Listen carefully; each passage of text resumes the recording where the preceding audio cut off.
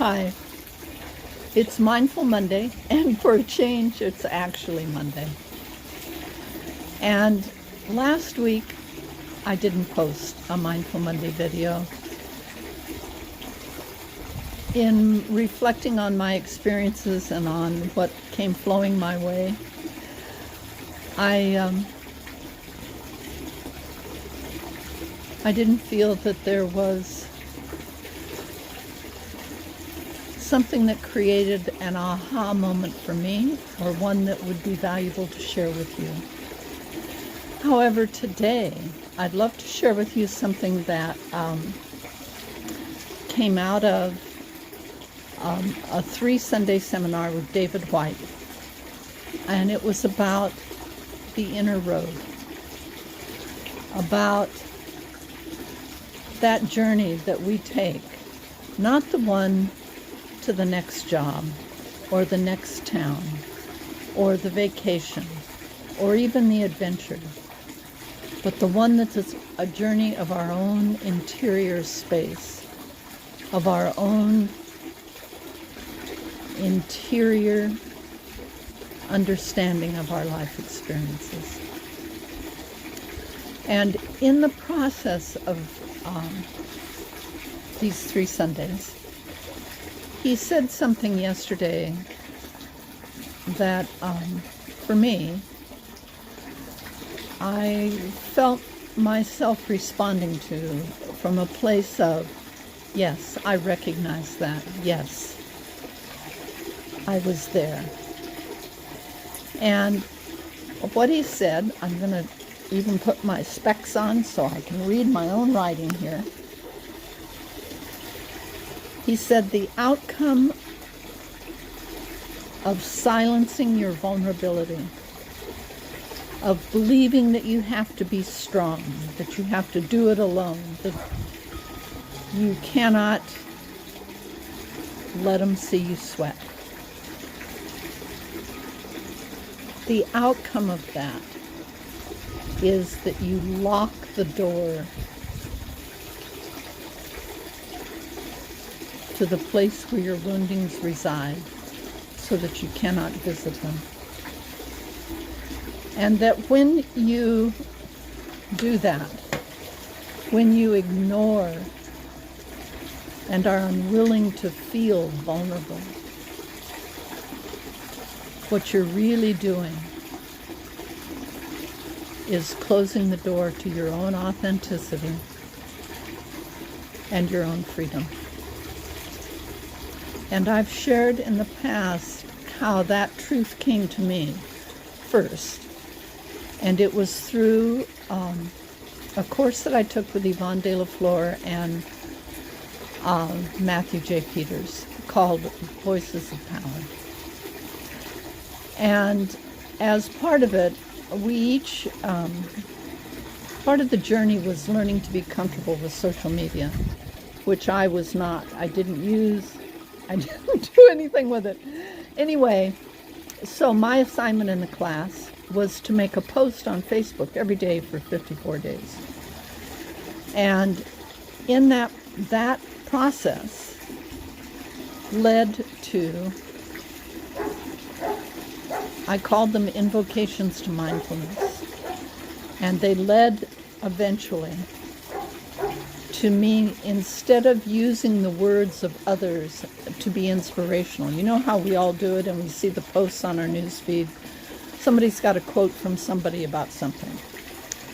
And some of them are feel-good quotes. Some of them are inspire you to action quotes. Some of them are reflections on rather negative views of humanity. So in the beginning, I was making posts of other people's quotes that resonated with me, that resonated with my own life experience. And about 27 days into this journey of being comfortable on Facebook, I learned to make my own posts, and I learned to put backgrounds on them. I got really comfortable.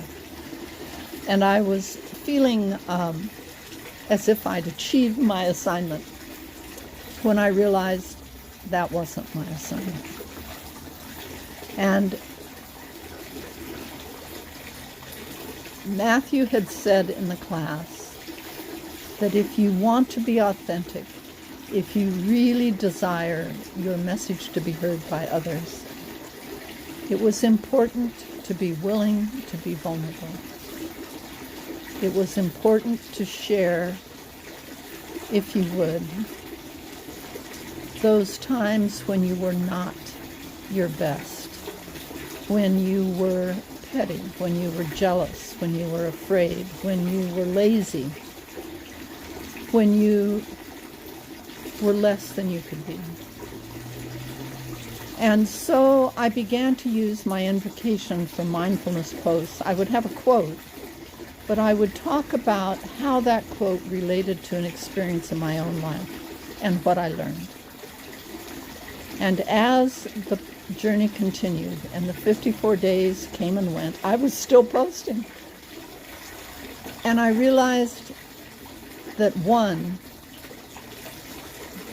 the importance of consistency was very clear. There was a discipline in having to do it every day. And the have to was my own internal have to. It was my goal that I set for myself every day. And the second part was to realize that these posts were really not for the benefit of others. That they became my journey to unlocking the door of embracing my own vulnerability and being willing to show it to others. The times when I didn't know, the times when I was afraid to try, the times when I literally knew that opportunity was walking right in front of me and it was there for me. And I said no because I was afraid.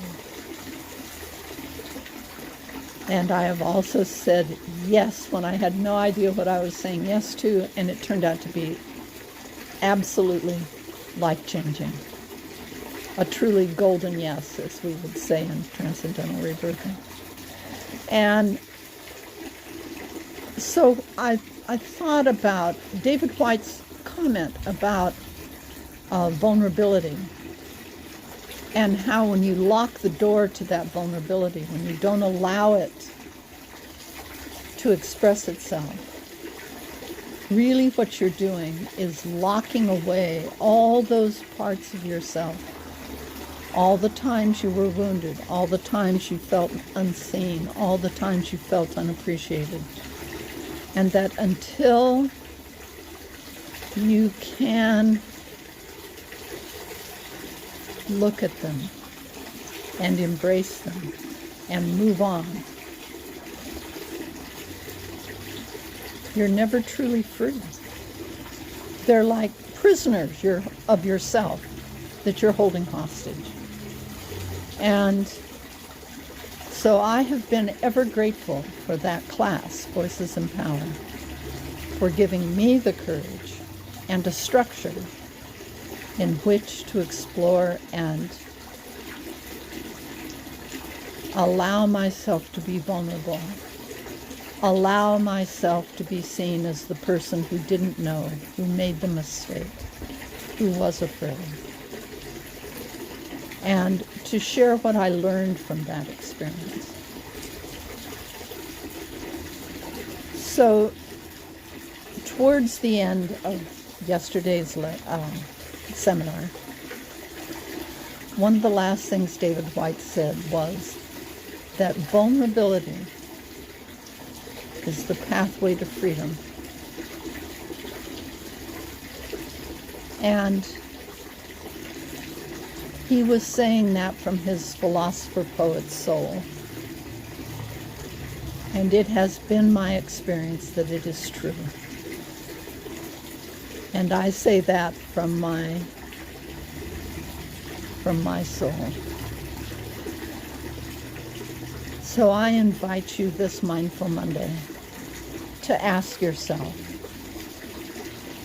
where in that interior journey do you still have locked doors to the woundings that you have felt before? And I invite you to be brave. I invite you to wear vulnerability and recognize it not as a weakness, but as a strength. When you can embrace your vulnerability, when you can embrace your mistakes, when you can embrace your longings, you have nothing left to defend. And you're truly free. Have a wonderful evening and a mindful day.